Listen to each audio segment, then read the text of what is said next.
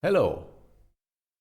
Maybe you have the same problem as me because I switched from Blender 3 to Blender 4 and I'm doing vertex painting and something changed dramatically, I guess. The whole vertex color rider in the sub menu is missing from the vertices menu.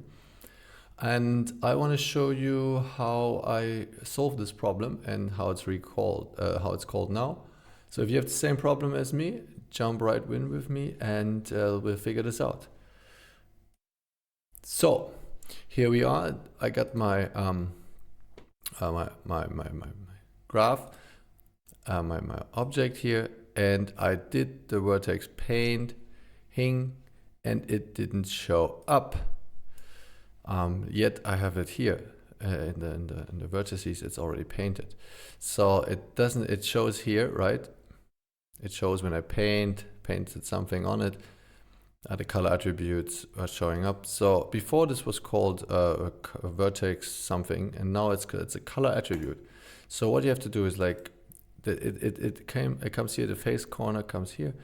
And what I do is you have to rename this. Like at the beginning, it's called the attributes, color attribute or something.